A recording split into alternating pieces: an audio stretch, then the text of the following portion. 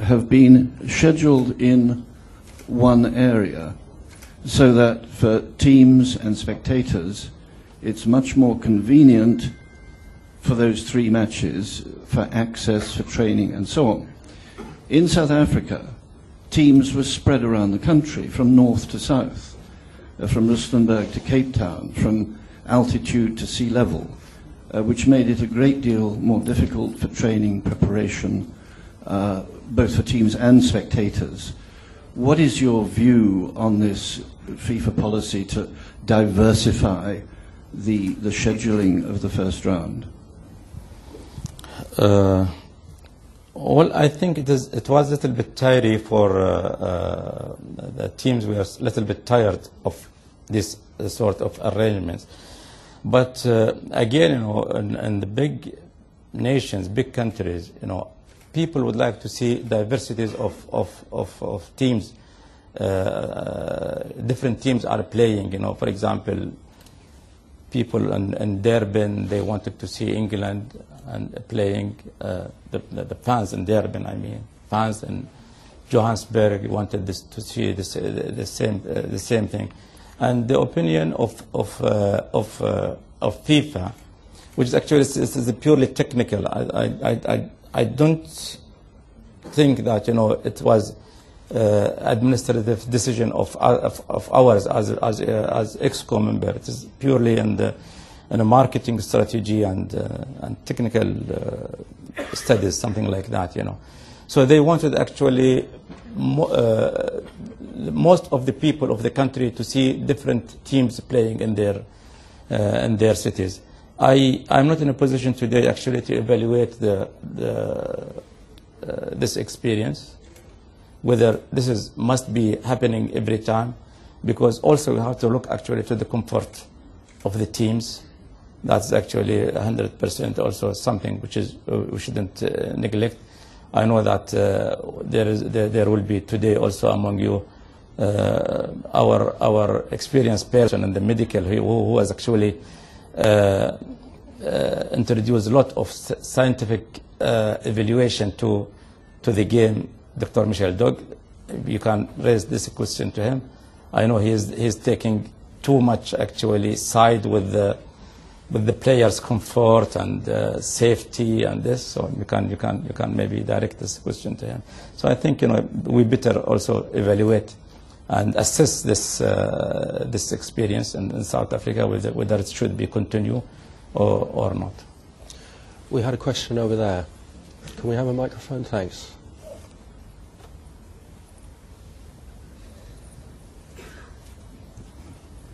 Hafid al-Midlij, your colleague, ExCo, member of AFC. Mr. President, when you come to power in AFC, you made a noble decision coming from a president to limit the president term to three terms, which mean in total 12 years. Then you proposed the same idea to FIFA, and it has been, as you said, rejected by a majority of vote. And now you are coming on next January to the beginning of your 3rd term. Do you now, when you reach the 3rd term, regret the decision that you took 8 years ago? Also, I mean, putting in mind that FIFA rejected the same idea. Thank you. No, not at all. I support this move until the last, you know, day and last minute in my time in the seat. Actually, I think, you know, this position as a head of any organization, it is more, of course, experience is required, but it is more creativity. You have to be always creative when you are in this big, top position. And after 12 years in the same position, same office, after the same office, you know, behind the same office, within the same room, I don't know what else you can give, especially when you are aging, you know, when you are actually your age is advancing.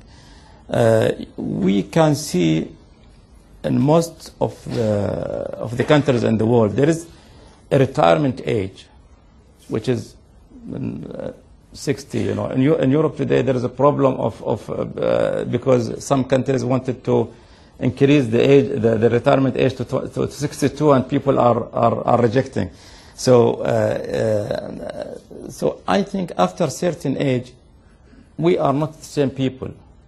So, and I think also it is not a bad idea at all always to allow new ideas to come forward, to allow a new generation to come forward. We have to provide what you call the environment for fresh air to come, fresh blood to come forward. And we came to this position as a voluntarily, task. It is not a professional. I mean, as you know, that the president of AFC is not paid. The president, maybe I'm getting some money, but I'm not paid. I came voluntarily. So I should leave the post voluntarily. One last quick short question from the floor, please. I think somebody back there, yes.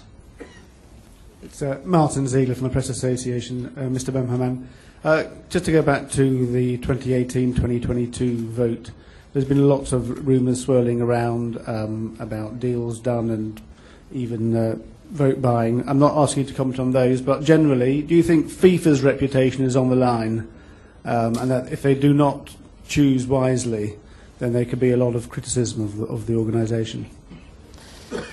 Again, Martin, no, I want you to tell me what is the criteria. I mean, FIFA has accepted 9 bidders. Now, why do you think any of these 9 bidders should be prevented or deprived the rights to host the World Cup? I believe, World Cup is the right to all the 208 members association and the family of FIFA to host it. Small or big, rich or poor, this is actually not a criteria. So, and when the majority is deciding one or another country, so I think we should accept their decision. In the past, I have not heard from FIFA, but heard from some comments that this country is small. Okay, if only the big countries are going to host the World Cup, what we have left to the small? Sometimes this country is poor. If the only rich countries are going to host, what we have left to the poor? I think the game is more bigger than small or big, poor or rich. So now what is on the table? 9 bidders, all have been accepted. And okay, let the marketing people do their job, and let the bids members do their job. Last question from me. Sorry, we're running out of time. As a Liverpool fan, will you welcome the end of the Hicks-Gillett era? I actually just let me. I still love football. I love Liverpool, but I don't know whether I am still the same fan as I was in the past. But naturally, any fine ending to Liverpool fans in what you call England is suitable for me. Any fine endings, I mean, if happy ending. Happy ending for the fans here in England. If they are happy, I am happy. Thank you very, very much, Mohammed bin Hammam. That was very enlightening. Thank you. Thank you very much.